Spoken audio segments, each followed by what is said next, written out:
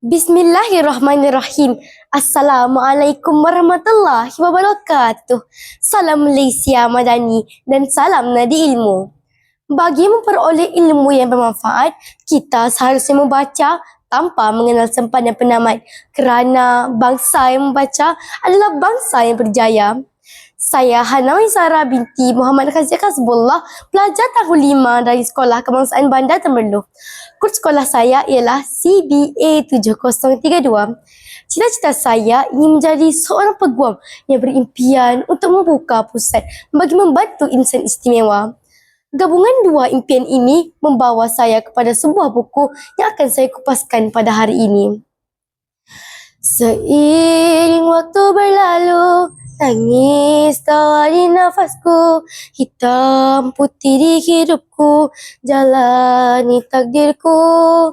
Tiada satu tersembunyi, tiada apa yang terlupa, segala apa yang terjadi, engkaulah saksinya.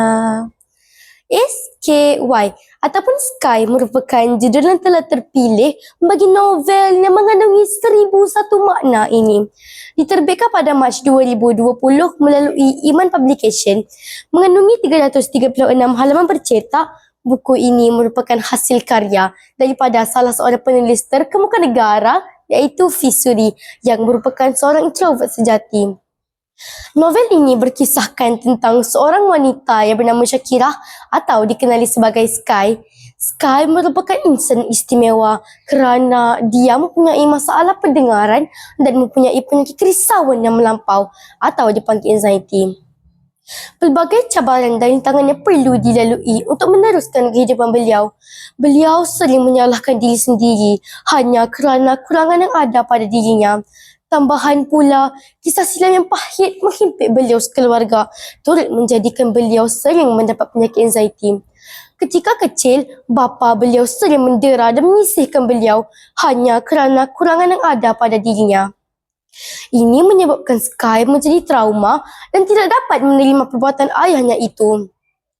Konflik cinta ini terus berkembang apabila hadirnya watak yang bernama Wakid dan pelbagai kisah sedih, pahit, gembira yang perlu mereka terokai. Antaranya, detik pahit yang dilaluinya apabila Wakid mendapat tahu yang ayah kepada Sky adalah penyebab kepada kematian ayah dan adik perempuannya akibat kemalangan. Ketika itu, ayah Sky sedang memandu di bawah pengaruh dadah yang menyebabkan dirinya hayal. Kehadiran Wakid juga telah mengubah segalanya apabila Sky mula melihat dunia secara berbeza. Namun, ada kisah silam yang pahit menjauhkan mereka berdua. Apabila saya membaca novel ini, terdapat salah satu babak yang membuat diri saya tersentuh, iaitu apabila Sky yang baru mula menerima kehadiran ayahnya.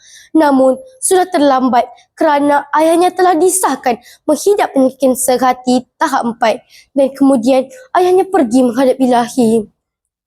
Sky mula berdamai dengan masa lalunya dan belajar untuk hidup berdikari setelah mendapat tabaran menyambung pelajaran ke bumi Korea.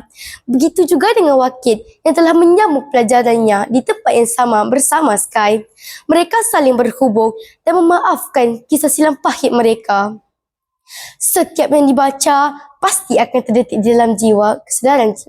Untuk itu, mari saya kongsikan kepada anda beberapa iktibar yang terdapat di dalam novel ini.